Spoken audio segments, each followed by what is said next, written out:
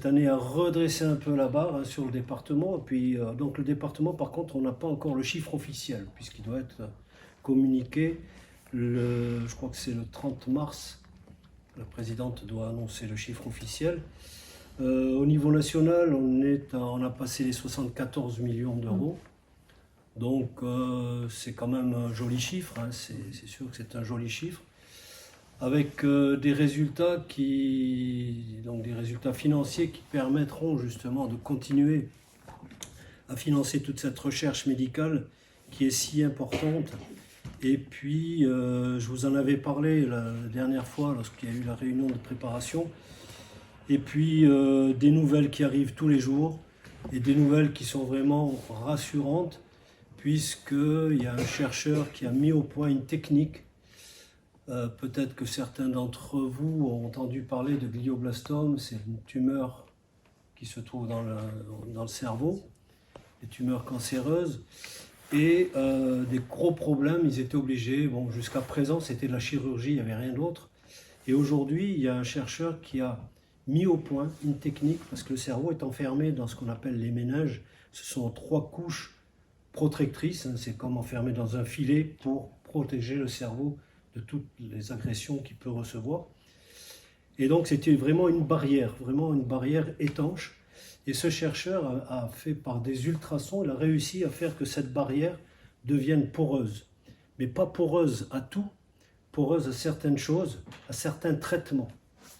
Donc ce qui permettra justement, alors attention, c'est pas pour demain matin, mais c'est en très bonne voie. Donc ça va permettre à des médecins d'envoyer un traitement à ces gens qui souffrent de glioblastome, donc ce sont des tumeurs cancéreuses dans le cerveau, sans avoir une intervention chirurgicale. L'intervention chirurgicale, vous savez, ça reste une intervention chirurgicale. Et puis surtout, quand il s'agit d'opérer le petit orteil, c'est pas trop grave, mais quand il s'agit d'aller gratter dans le cerveau, c'est beaucoup plus compliqué. Donc voilà, c'est quelque chose qui va encore améliorer la prise en charge de ces patients. Et c'est tant mieux parce que aujourd'hui, malheureusement, les gens qui souffrent de cette pathologie n'en réchappent pas, quoi. C'est dramatique. Et donc voilà, donc c'est des avancées encore et toujours.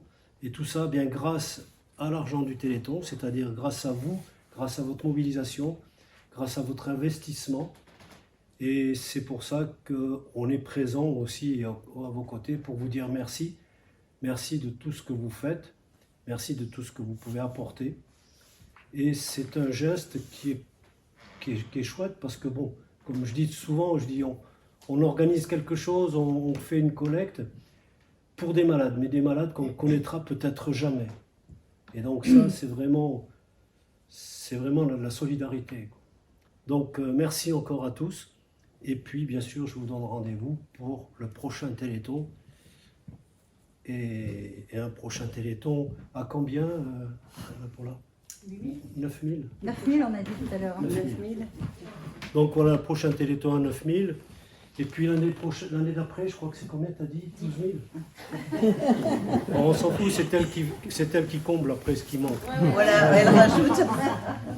Non mais je rigole, mais c'est vrai. Combien d'années elle m'a dit, si on n'y arrive pas, je suis prête à faire un chèque. Il n'y a qu'une année. Une année où il manquait pas mal d'argent. Elle m'a dit, non, cette année, je comble pas. Ah ben là, pour aller à 8 000. Donc voilà, alors du coup, attends, mais peut-être que tu as... On peut peut-être regarder, oui, effectivement. Alors on a le chèque, là, cette année.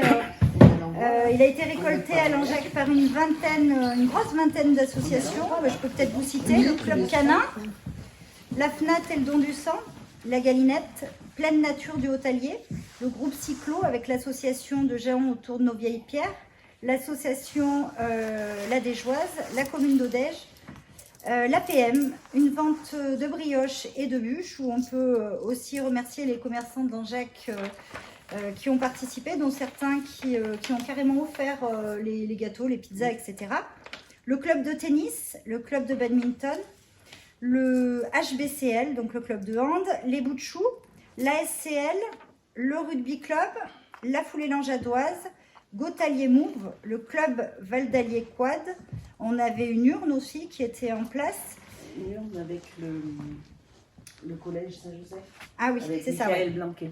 On a Qui a fait le LCL. tour de vélo avec les Ah oui, enfants. c'est ça, oui, effectivement, sur qui a bien marché d'ailleurs. Qui a bien marché, ouais. Ouais.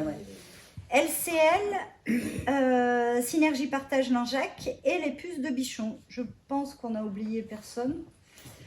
Donc on est à 5 303,72 €, qui est quand même plutôt pas mal, puisque effectivement on a eu des années à 9 000 € il y a un petit moment maintenant, mais en 2019 on était à 5 183,72 €. Et en 2020, c'était une année particulière, il n'y avait pas eu de téléthon sur place, donc il y avait eu des repas à emporter. L'idée était plus de ne pas perdre l'habitude du téléthon et de continuer à mobiliser les gens, plus que les 1 634 € qui avaient été récoltés. Donc 5 303 €. Je crois que ça mérite d'être applaudi.